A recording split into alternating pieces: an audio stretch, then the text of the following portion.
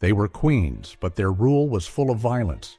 One used poison to control her people. Another burned others because of their beliefs. Some let whole cities go hungry just to keep their power. Instead of bringing peace, these women became the most feared leaders of their time. How did women, meant to bring kindness, turn into the world's most dangerous rulers? The real story is shocking. Let's start with Mary I of England. Bloody Mary. You've probably heard the name Bloody Mary whispered like a curse, the queen who burned people alive. But the real story of Mary Tudor is even darker than the legend. She wasn't a monster from birth. She was a woman born into chaos, daughter of Henry VIII and Catherine of Aragon. And when she finally got her crown, she thought she was restoring England's soul. Instead, she drowned it in fire. When Mary took the throne in 1553, England was divided. Her father had broken with the Catholic Church. Her brother, Edward VI, pushed Protestant reforms. And Mary, a devout Catholic, saw herself as God's instrument to bring England back to truth. To her, faith wasn't politics. It was a war, and she would win it at any cost. The first thing she did was revive the Heresy Acts, ancient laws that made denying Catholic doctrine a capital crime. In plain English, if you were Protestant, you were a traitor. Between 1555 and 1558, around 280 men and women were burned at the stake for refusing to give up their beliefs. Some were priests, some were tailors, bakers, even teenagers. Her victims weren't soldiers, they were neighbors. And these executions weren't hidden. They were public events meant to terrify. Picture a town square in the 1550s, damp cobblestones, smoke already rising as a crowd gathers. Parents clutch their children, vendors sell bread, soldiers hammer stakes into the ground. Then the condemned are dragged out, bound to the post, wood piled high around their feet. When the flames catch, the crowd gasps, the smoke thickens, and the smell of burning flesh fills the air. Mary didn't just punish heresy, she turned faith into theater. One of her most famous victims was Thomas Cranmer, the Archbishop of Canterbury, the same man who had helped annul her mother's marriage years earlier. He was imprisoned, tortured, and forced to recant his Protestant beliefs. But at his execution, as the fire was lit, he thrust his right hand, the one that had signed his recantation, into the flames first, saying, "This hand hath offended." Even her enemies died with defiance. And then there was Lady Jane Grey, the 9 Days Queen. She was only 16 when her family used her to block Mary's claim to the throne. Mary could have shown mercy. Instead, she signed Jane's death warrant. The young girl was led to the scaffold, blindfolded, and executed in silence. The horror didn't end with the executions. Hundreds more rotted in prisons, cold, disease-ridden, overcrowded. Some died waiting for trial, others were forgotten in the paperwork. The fires of Smithfield, Oxford, and Lewes became symbols of terror. In one case, 10 people in Sussex were burned together in a single bonfire. Imagine the screams echoing through the marketplace, all in the name of divine order. Mary believed she was saving souls, but what she really did was turn faith into fear. Her reign lasted just 5 years, yet the memory of her pyres burned for centuries. Even her own subjects whispered that hell itself had come to England, wearing a crown. But across the continent, another queen was rising, one who wouldn't burn her enemies in the square. She'd erase them from entire maps. Now we are moving to Catherine II of Russia. Catherine the Great. You know how history books love to call her Catherine the Great? Elegant, enlightened, patron of the arts, the queen who modernized Russia. Sounds impressive, right? But if you look past the portraits and palaces, her empire wasn't built on brilliance alone. It was built on fear, fire, and control, and millions paid the price for it. Let's start with one of the bloodiest stories of her reign, the Pugachev Rebellion. It kicked off in 1773, a peasant uprising so massive it spread across the entire Volga region. Imagine it, over 200,000 people, peasants, Cossacks, runaway serfs, rising up against the empire. They followed a man named Yemelyan Pugachev, who claimed he was Catherine's late husband, Tsar Peter III, miraculously alive and ready to free them from tyranny. The rebels wanted land, food, and dignity. What they got was slaughter. Catherine didn't fight this one from the throne room, her generals did. They burned their way through the countryside. When imperial troops crushed the revolt in 1775, an estimated 20,000 rebels were killed, and 16,000 more were captured or executed later. Entire villages suspected of helping the rebels were wiped off the map. Men hanged, women flogged, children left to starve. Local reports even describe soldiers nailing severed heads to town gates as warnings. It wasn't a war, it was an extermination. And while that rebellion gets the headlines, it wasn't the only one. Catherine ruled during a time when more than 50 smaller uprisings broke out between 1762 and 1769. Every single one was crushed with military force. The empire's message was clear: challenge the crown and you die, quickly or slowly, depending on your luck. Catherine liked to talk about enlightenment and progress, but under her rule, serfdom actually got worse. She gave Russia's nobles more power over peasants, tying families to the land like property.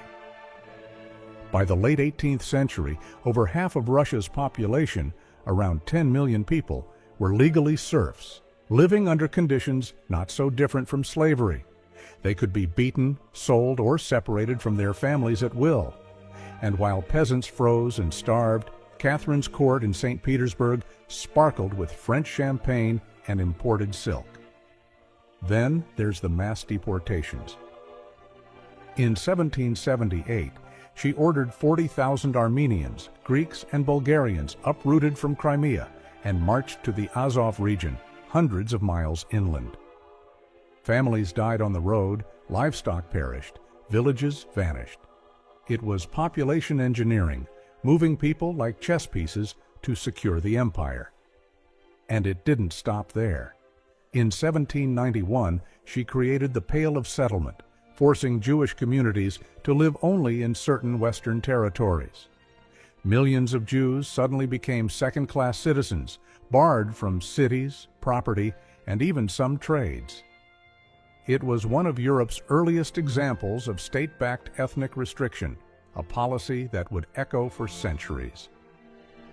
She also oversaw the brutal partitioning of Poland, dividing it between Russia, Prussia, and Austria. Polish revolts in 1794 were crushed with the same merciless precision. Thousands executed, cities burned, nobles exiled to Siberia. By the end of her reign, Catherine had doubled the size of Russia, but the human cost was enormous. Her empire expanded by about 200,000 square miles, yet her people lived under chains tighter than ever. And here's the irony. She wrote letters about liberty and reason, exchanged ideas with philosophers like Voltaire, all while ruling a nation where freedom was punishable by death. She wanted to be remembered as enlightened, but if you were a peasant, a rebel, or just born in the wrong faith, enlightenment under Catherine the Great meant fire, exile, or the whip. And while Russia still smoldered from her rule, another queen across Europe was preparing to wage her own wars, not with fire and muskets, but with laws, armies, and quiet cruelty disguised as order. Let's see Maria Theresa of Austria. People love to remember Maria Theresa as the mother of modern Austria. The strong empress who ruled an empire, raised 16 children, and modernized her realm. Sounds admirable, right? But behind the portraits and powdered wigs was a ruler whose power often came at a brutal cost. Her reign wasn't just about reforms and progress, it was also about control, suppression, and suffering on a national scale. She came to the throne in 1740, and almost immediately Europe pounced. The War of the Austrian Succession, 1740 to 1748, ripped through her empire. Her armies fought in Silesia, Bohemia, Italy, everywhere at once. To fund it, she taxed her people mercilessly. Farmers had to surrender crops, livestock, even tools. In some regions, grain shortages turned into famine, and villages reported starvation deaths by the hundreds. It wasn't accidental, it was systemic. Economists later called it structural violence, when government policy itself becomes the weapon. During the fighting, her troops treated rebellion and disloyalty with zero mercy. If a village was suspected of helping Prussian forces, it could be wiped off the map. Her generals had orders to confiscate property, take hostages, and burn down unreliable towns. In parts of Bohemia and Silesia, civilians were forced to quarter soldiers, feed them, clothe them, and sleep outside while the troops occupied their homes. And if you resisted, it wasn't just your property at risk, it was your life. Even after the war, the punishment continued. Maria Theresa ordered mass relocations of people she considered undesirable. In the 1750s and 1760s, she deported so-called thrust people, the poor, beggars, and Roma families, from Vienna to remote frontier areas like the Banat. Thousands died from hunger or disease before ever reaching their destinations. It was an exile disguised as policy. Then came the 7 Years' War, 1756 to 1763. Another round of chaos. Austria lost tens of thousands of soldiers, but civilians paid an even higher price. The military requisitioned crops so aggressively that food riots broke out in Moravia and Upper Austria. Epidemics followed: typhus, dysentery, famine. Whole communities collapsed. Yet Maria Theresa kept the wars going, writing in one letter that God tests those chosen to rule. And if that sounds harsh, wait until you hear about her justice system. In 1768, she approved the Constitutio Criminalis Theresiana, a legal code that officially legalized torture. Courts could use devices like thumb screws, leg screws, rope stretching, and flogging to extract confessions. These weren't rogue judges, this was royal law. Even witchcraft accusations were still valid, though the Empress preferred to call them moral offenses. For a ruler praised for her reforms, that's a chilling contradiction. Maria Theresa was also fiercely religious, and her piety had political teeth. She expelled thousands of Protestants from Austria in the 1750s, sending them on forced marches into Prussia. Many never made it. She once wrote that a single faith brings peace, but for her subjects it brought only suffering. By the time she died in 1780, the Habsburg Empire had grown stronger, but its people were exhausted. Villages were burned, thousands displaced, and countless families destroyed by famine and taxes. Her rule left order, but it was the kind built on fear and obedience. And while Maria Theresa used the sword of law to break her enemies, the next queen would wield something far sharper, faith itself, turning salvation into conquest. The next is Isabella I of Castile. Isabella the Catholic. People usually remember Isabella as the queen who discovered the New World, the one who funded Columbus and helped unite Spain. But behind that polished image was a ruler who turned faith into a weapon and her empire into a machine of persecution. Her idea of unity came at the price of thousands of lives and the destruction of entire cultures. Let's start with 1492, the same year Columbus sailed west. That year, Isabella and her husband Ferdinand issued the Alhambra Decree, ordering every Jew in Spain to convert to Christianity or leave the country. Around 200,000 people were forced to abandon everything they owned. Families who had lived in Spain for centuries suddenly became enemies overnight. They were given just 4 months to sell their homes and businesses, and everyone knew it, so buyers offered absurdly low prices. It was a state-sanctioned robbery disguised as faith. Those who refused to convert had to leave by sea or on foot. Contemporary accounts describe Jewish families marching in the summer heat, carrying sick children and the elderly, dying of hunger or disease before even reaching the ports. Many who fled were robbed or murdered on the road. Others tried to sail for North Africa or Italy, but were captured and sold as slaves. The crown confiscated their abandoned wealth and called it God's justice. Then came the Spanish Inquisition, one of the darkest institutions in European history, and Isabella's personal project. Established in 1478, it was meant to root out heresy, but in reality, it targeted anyone who didn't fit the new Catholic order. Secret tribunals tortured confessions out of suspects accused of Judaizing or Islamic sympathies. People were whipped, stretched on racks, or burned alive in public ceremonies called auto da fe. Historians estimate that at least 2,000 people were executed in her lifetime under inquisitorial orders, and tens of thousands more were imprisoned, stripped of property, or permanently exiled. Isabella's wars at home were just as ruthless. During the Granada campaign, 1482 to 1492, the final push to drive Muslims out of Spain, her armies besieged cities, burned crops, and slaughtered civilians. Granada's surrender terms promised tolerance, but within a decade, those promises were broken. Mosques were seized, Qurans destroyed, and mass conversions began. By 1502, all Muslims in Castile were forced to convert or leave, echoing the Jewish expulsion. Even far beyond Spain, her signature was on policies that would shape centuries of suffering. She authorized the first colonial charters after Columbus returned, setting the stage for forced labor and exploitation in the Americas. The encomienda system, where indigenous people were entrusted to Spanish settlers for conversion and work, quickly became legalized slavery. For Isabella, faith and power were one and the same. Her reign unified Spain, yes, but through fire, exile, and fear. Under her rule, entire peoples were erased from the land that had been theirs for generations.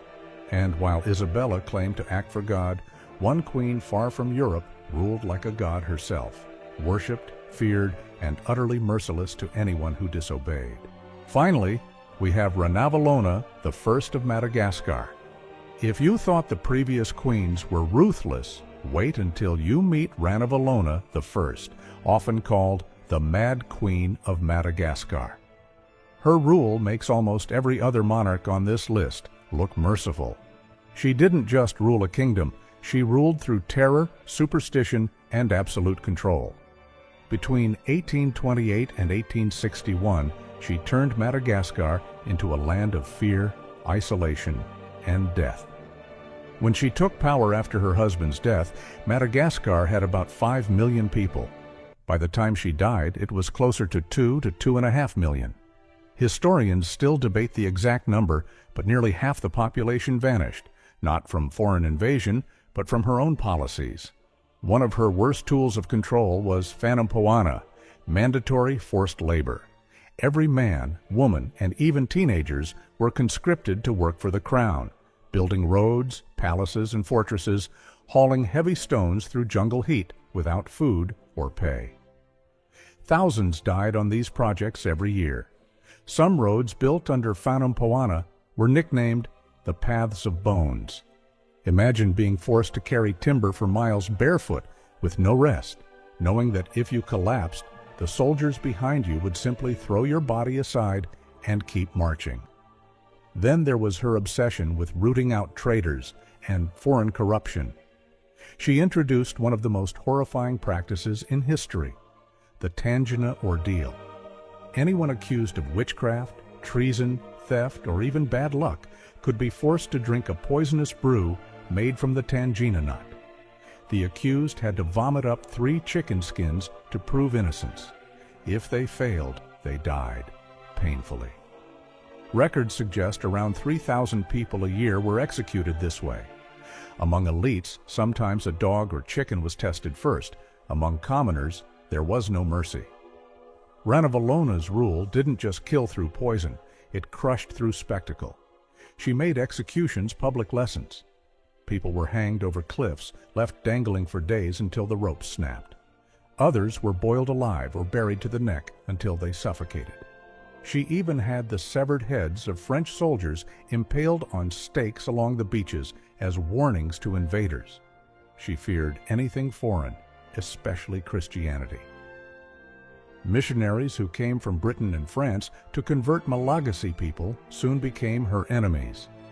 By the 1830s, she outlawed Christian worship completely. Owning a Bible could get you imprisoned or executed. One missionary account describes 15 Malagasy Christians hanged over a ravine, their ropes slowly cut until they fell, one by one, refusing to renounce their faith. And yet, in a strange twist, she kept her throne for 33 years. No foreign army overthrew her, no rebellion lasted. Her reign combined isolationism, brutality, and nationalism, a regime that defied Europe while destroying its own people from within. When Ranavalona died in 1861, the island was half empty, its economy in ruins, and its people terrified even to speak her name aloud. She left no empire, no legacy of glory, just scars. And that's the haunting part. While some queens ruled with fire and others with